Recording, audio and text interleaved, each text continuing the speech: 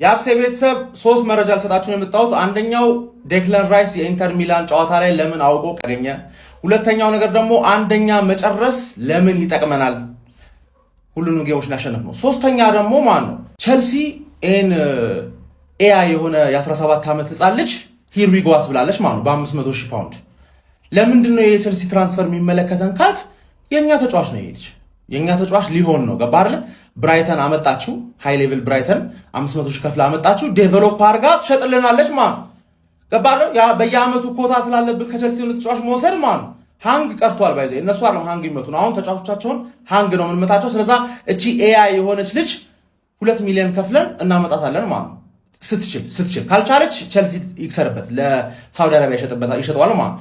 ሁለተኛው ዴክለን ራይስ ቢጫ ያገኘበት ዋነኛ ምክንያት ለናክአውት ስቴጅ ኦልሬዲ አንድ ቢጫ ነበር የሚቀረው፣ አንድ ጌም ሰስፔንድ ይደረጋል ማለት ነው። ከካሪያት አልማቲ ጋር የምናደርገውን ጨዋታ ዴክለን ራይስ ያርፋል ማለት ነው። ከዛ ላ ኖክአውት ላይ ብረት ሰርቶ ይመጣልሃል።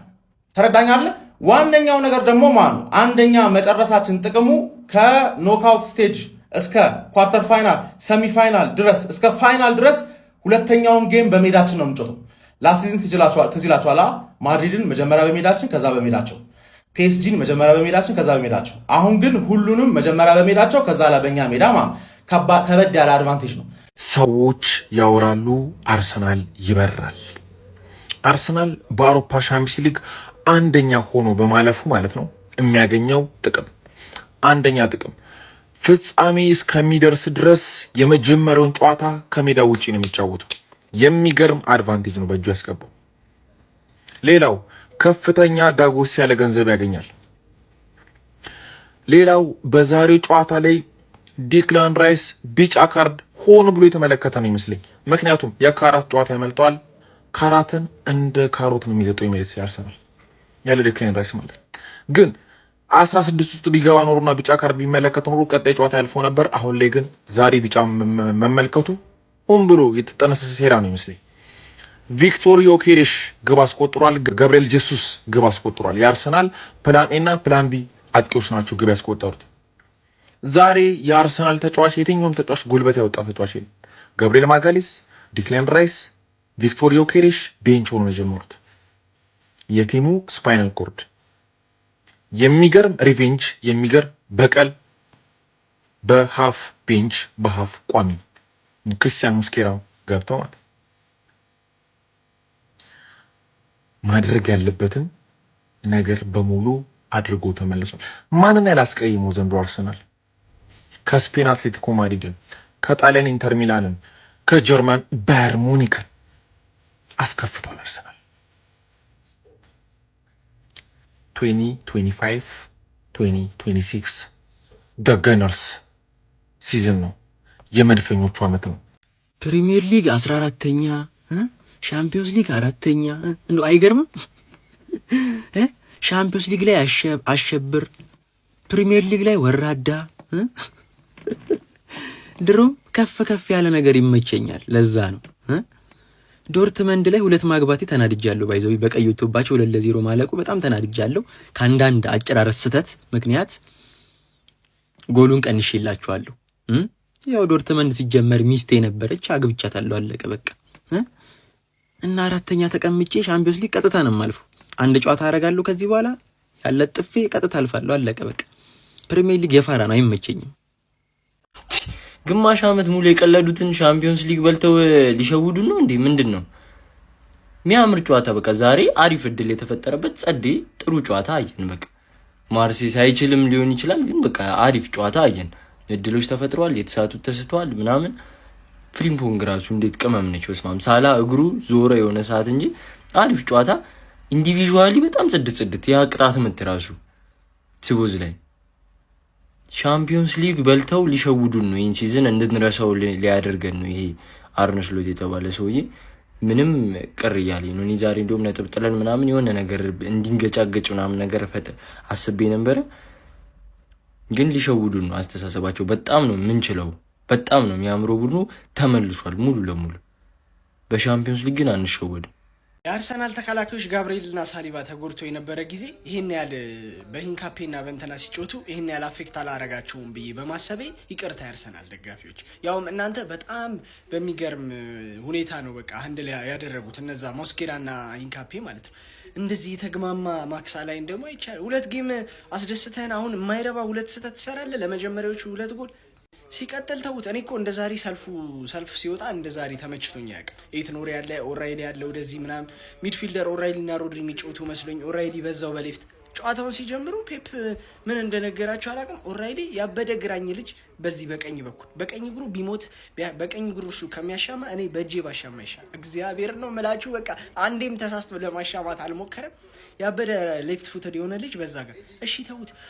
አረ ምንም በቃ መስቅልቅል ቦታውን አንድም ተጫዋች ቦታውን ያላገኘ ግቫርዲዮል፣ ዲያዝ፣ ማቲያስ ኑኔዝ ምን ያህል ወሳኝ ተጫዋቾቻችን እንደነበሩ ተረዳው ማለት ቆሸሽ ያለ ጌም ነው። ለማንኛውም ቀጣይ ከወልቭስ መሆናችን ተመስገንና በሱ ኮንፊደንስ ቡስት እናደርጋለን። ማርክ ጌሂም ሲመጣ እንስተካከላለን። ጠላት አይደሰት።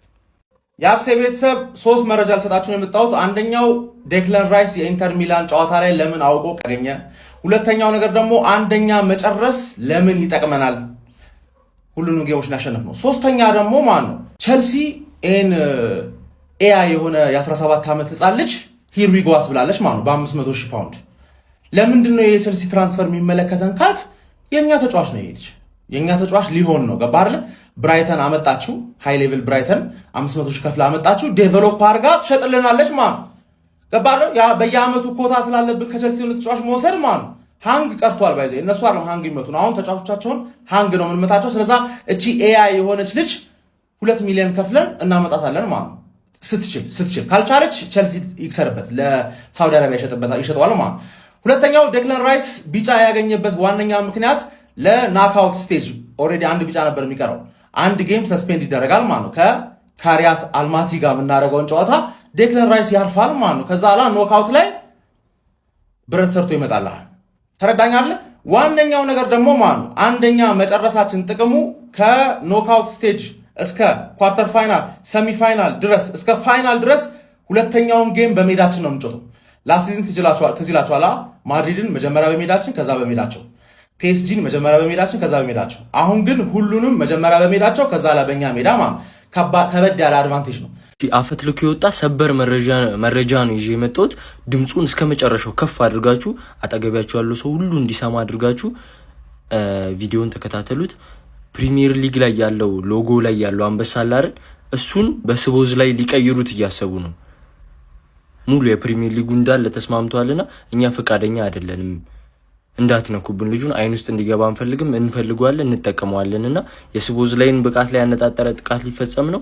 ሁላችሁም በንቃት ተከታተሉ። ይሄን ነገር አንፈልግም። ፕሪሚየር ሊግ ስቶፕ ኖ ሞር። ሜሲ እንዲቀመጥ ከአምስቱ መካከል አንደኛው ሊነሳ ይገባል፣ ሊቆም ይገባል ማለት ነው። በፓስ ደረጃ ነው የምናየው። አጠቃላይ የእግር ኳስ ህይወት ወይም ኳስ ታክቲክ ምናምን ሳይሆን የምናየው እዚህ ጋር ወይ ቴክኒክ ምናምን ሳይሆን ፓስን ብቻ ለይተን ነው የምናየው ማለት ነው። በፓስ ደረጃ ሜሲ ቆሟል እዚህ ጋር። ሶ መቀመጥ ሳለበት ማን ይነሳ ነው ማለት ነው። በመጀመሪያ አምስቱም ይቆማሉ ተነስተው ማለት ነው። ከዛ እጅ ነስተው ሜሲ እስኪቀመጥ ድረስ አይቀመጡም፣ ራሱ ቆመው ያሉ ማለት ነው። ሜሲ አንደኛው ሶፋ ላይ ይቀመጣል ማለት ነው። ከዛ በኋላ እሱ ከተቀመጠ በኋላ ሁለተኛው ሶፋ ላይ ቢቀመጠው ደግሞ ከሱ ፊት ለፊት ከሜሲ ጋር ቢያወሩ ራሱ ያምርባቸው በፓስ ደረጃ ማን ነው? ኬዲቢ ሶፋው ላይ ይቀመጣል ከሜሲ ፊት ለፊት ማለት ነው። ምክንያቱም ኬዲቢ ፓስ ሲያደርግ ዋው ትላለህ መጀመሪያ፣ ከዛ 10 ደቂቃ ሃው ትላለህ። እንዴት እያልክ ትመራመራለህ። የኬዲቢ ፓስ ማለት just like that ማለት ነው። ስለዚህ ሜሲ ሶፋው ላይ ይቀመጣል፣ ኬዲቢም ከሱ ፊት ለፊት ሶፋው ላይ ይቀመጣል ማለት ነው። ከዛ ወንበሩ ላይ ከኋላ ያለው ወንበሩ ላይ መሃል ላይ የሚቀመጠው ማን ነው? ኦዚል ነው ማለት ነው። በፓስ ደረጃ የምናየው ኦዚል ትቀመጣለች ማለት ነው። ምክንያቱም ኦዚልም አንዳንድ ሰው አብዛኛው ጊዜ ሃው የሚያስብል ፓስ አላት ማለት ነው። ሶ ኦዚል ትቀመጣለች ማለት ነው። ሌላኛው የሚቀመጠው ማን ነው? ዣቪ ነው ማለት ነው። የዣቪን ፓሶች ጽድት ያሉ ፓስ ናቸው፣ አሪፍ ፓስ ናቸው ብዬ አስባለሁ ማለት ነው። ዣቪን በደረጃነት መቀመጥ አለበት ብዬ አስባለሁ ራሴ ማለት ነው። ሁለት ተጫዋች ይቀራሉ፣ የቀረው አንድ ቦታ ላይ ቀረው ማለት ነው። ኢኒስታና ቶኒ ክሩስ ይቀራሉ ማለት ነው።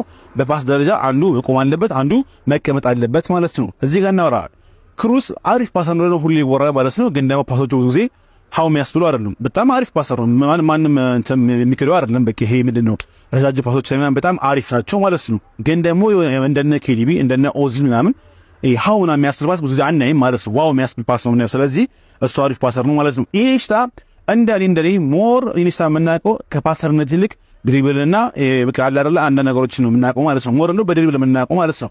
በፓስ ደረጃ ካየነው እዚህ ጋር ክሩስ ይቀመጥና ኢኒስታ ይቆማል ማለት ነው። በኔጌታ ኢኒስታ ምርጡ የሚፈልግ ደራሲ ቢሆንም ግን ደግሞ በፓስም ብቻ ላይ ካየነው ክሩስ ይቀመጥና ኢኒስታ ይቆማል ማለት ነው። ኢኒስታ ሞር ላይ ወደ ድሪብል አይደላ ማለት ነው። ያ ማለት ግን ኢኒስታ ፓሶቹ አያምሩ ወይ ነው ፓሶቹ ሀዋ ያስምሉ ምናምን ሳይሆን ከአምስቱ የተሻሉ መካከል ውስጥ ኢኒስታ ትንሽ አነስም በፓስ ደረጃ ኢኒስታ ይቆማል ማለት ነው። ይሄን ይመስለኛል ሐሳብ። እስኪ እናንተ ሐሳብ አሳውቁኝ። ሌሎችም እንደዚህ ነገሮች አሉ እንሰራባቸዋለን እናወራባቸዋለን።